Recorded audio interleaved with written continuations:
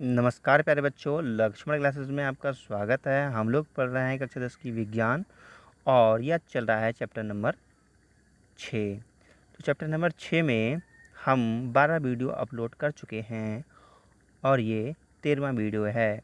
आज का टॉपिक है वहन। तो वहन पे आज हम चर्चा करेंगे। तो हमारे जो सिलेबस में है वो है मानव में वहन। तो मानव में वहन क्या होता है, इसको समझने के लिए कुछ उदाहरण समझिए। देखिए, हम लोग वायु नाक के द्वारा अपने फेफड़ों तक लेके जाते हैं, ठीक है ना। फेफड़ों तक लेके जाते हैं और फेफड़े क्या करते हैं, फेफड़े इस वायु में से ऑक्सीजन को तो आगे भेज देते हैं और शेष कार्बन डाइऑक्साइड को बैक कर देते हैं, ठीक है। और ये ऑक्सीजन क्या होती है, ये ऑक्सीजन ब्लड में मिल जाती है और ब्लड में मिल करके ये पूरे शरीर के प्रत्येक अंग तक जाती है। तो इस प्रकार क्या हुआ, जो वायु है उसका वहन हुआ रक्त के द्वारा। वायु का क्या हुआ, वहन हुआ, ठीक है ना। वायु देखो कहाँ पे थी, वातावरण में थी और वातावरण से क्या हुआ, ये नाक में गई और नाक से फेफड़ों में गई और फेफड़ों से ये हमारे रक्त में गई और रक्त के द्वारा पूरे शरीर में फैल गई, प्रत्येक अंग तक पहुँच गई। तो इस प्रकार हम कह सकते हैं कि वहन हुआ, ठीक है ना। तो वहन समझ में आ गया, वहन क्या होता है।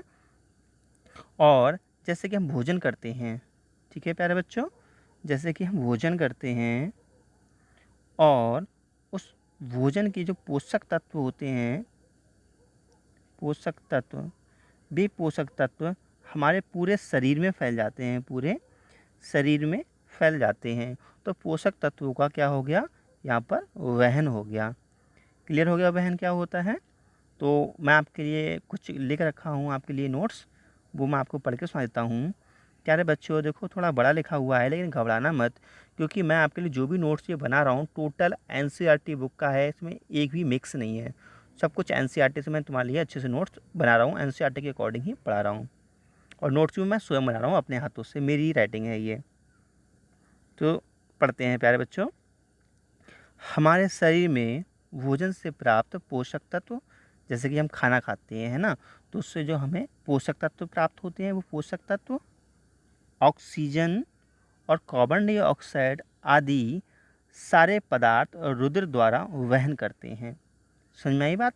जैसे कि हम खाना खाते हैं ना, तो जो खाना खाते हैं उससे हमें पोषक तत्व प्राप्त होते हैं, वो पोषक तत्व और ऑक्सीजन भी और कार्बन डाइऑक्साइड, ये सारी चीज़ें जो हैं, ये सारी चीज़ें या सारे पदार्थ जो हैं वो ब्लड द्वारा वहन करते हैं हमारे शरीर में, है ना, अर्थात सभी अंगों में पहुंचते हैं।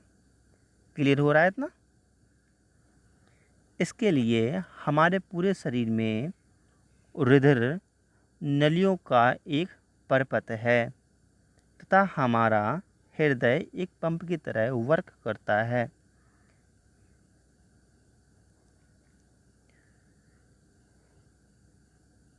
हमारा हृदय एक पंप की तरह वर्क करता है जो ब्लड को इन नलियों के द्वारा सारे जगहों पर अर्थात सभी ऊतकों तक भेजता है। तो प्यारे बच्चों, इसमें ये समझाने की हमने कोशिश की है कि जैसे कि हम लोग देखो भोजन करते हैं, ठीक है, देखो हमने भोजन करते हैं, भोजन से हमें क्या प्राप्त हुए, पोषक तत्व प्राप्त हुए, ओके। ऑक्सीजन भी हमारे पास होती है, ऑक्सीजन और कार्बन डाइऑक्साइड, ये सारी चीज़ें जो हैं, ये सारी चीज़ें ब्लड में मिलकर ही वहन करती हैं, ब्लड के द्वारा ही हमारे शरीर में वहन करती हैं, अर्थात हमारे सभी अंगों तक पहुंचती हैं, है ना। तो जो ब्लड होता है वो हमारे सारे अंगों तक कैसे जाता है, इसके लिए हमारे शरीर में रुधिर नलियों का परपथ होता है। जैसे रुधिर नलियों का मतलब ये हुआ कि रक्त को बहाने के लिए कुछ पाइपिंग चाहिए होती है, कुछ नली चाहिए होता है, तो हमारे शरीर में वो सारी चीज़ें होती हैं, है ना। और परपथ का मतलब ये होता है कि एक जाल जैसा, हमारे शरीर में जो नसें होती हैं उनका जाल जैसा होता है, उसको हम परपथ कह सकते हैं, है ना। तो इसके लिए हमारे पूरे शरीर में रुधिर नलियों का एक परपथ है और हमारा हृदय एक पंप की तरह वर्क करता है।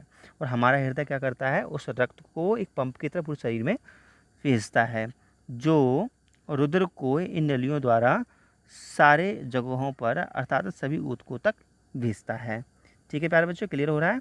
तो इतना तो मैंने आपको समझाया था। आप ये मत सोचिए कि मैं इतना याद करना है आप लोगों के लिए, आपको समझाने के हिसाब से मैंने इतना अच्छा लिखवाया है।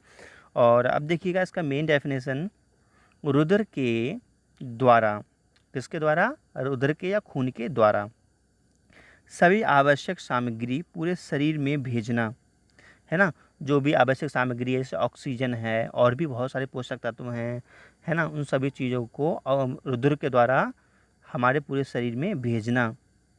और वर्जस्य पदार्थों, वर्जस्य मतलब जो बेकार पदार्थ हैं, जैसे कार्बन डाइऑक्साइड है ना, वर्जस्य पदार्थों को बाहर निकालने में सहयोग करना वहन कहलाता है। ठीक है, जैसे रक्त होता है, रक्त, इसके द्वारा हमारे शरीर में जो हमारे शरीर के लिए आवश्यक पदार्थ हैं वो हमारे पूरे शरीर में भेजे जाते हैं, किसके द्वारा? रक्त के द्वारा। और जो बेफालतू के बेकार के पदार्थ हैं, जैसे कार्बन डाइऑक्साइड है, को बाहर निकालने में सहयोग करना वहन कहलाता है। ठीक है, अब देखो हमारे शरीर में जो वहन होता है वो किसके द्वारा होता है? रक्त के द्वारा होता है। और रक्त किस में चलता है? नलियों में चलता है ना। तो जो नलिकाएं होती हैं उसके बारे में हम पढ़ेंगे, कैसे कौन कौन सी नलिकाएं होती हैं। ठीक है, तो नलिकाएं और रुद्र वहकाएं, नलिकाओं का मतलब हम कह सकते हैं रुद्र वहकाएं, मतलब जो रुद्र को बहाने में सहायक हो वो नलिकाएं कहलाती हैं। ये है रुद्र वहकाएं, इंग्लिश में कहते हैं ब्लड वेसल्स। तो हमारे शरीर में दो तरह की वहकाएं होती हैं। ठीक है, रुद्र को बहाने के लिए दो प्रकार की नलियाँ होती हैं हमारे शरीर में। ठीक है, तो मैंने नोटिस करके लिख दिया है कुछ। वे नलिकाएं जो रुद्र का वहन करती हैं अर्थात रुद्र को पूरे शरीर में पहुंचाती हैं, रुद्र वहकाएं कहलाती हैं। तो रुद्र वहकाओं की मैंने डेफिनेशन लिख दी है। तो बात चल रही थी कि रुद्र वहकाएं कितने प्रकार की होती हैं? दो प्रकार की होती हैं। ठीक है, एक होती है महाश्रा, दूसरी होती है ध्वनि। ठीक है, वेन्स एंड आर्टरीज। ठीक है, तो हम बात करते हैं सबसे पहले ध्वनि की या वेन्स की। ठीक है प्यारे बच्चों, तो प्यारे बच्चों सबसे पहले हम बात करते हैं वेन्स की। तो प्यारे बच्चों ये गलत लिख गया है, यहाँ पर ध्वनि नहीं होगा, ये गलती से लिख गया है। ठीक है, यहाँ पे आपको लिखना है महाश्रा। तो हम क्या की बात करते हैं? वेन्स की या महाश्रा की, कि महाश्रा क्या होता है। ठीक है, तो पढ़ते हैं।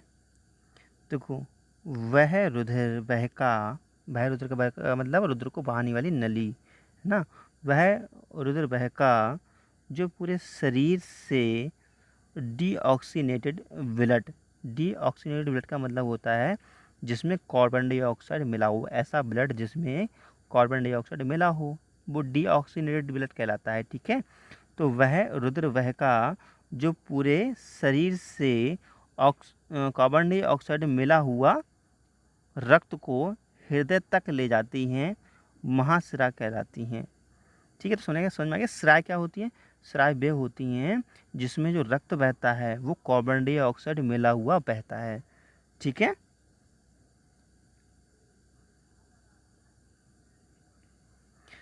श्राएं विभिन्न अंगों से और रुधिर एकत्र करके, मतलब बहुत सारे अंग होते हैं उन सबसे क्या करती हैं श्राएं?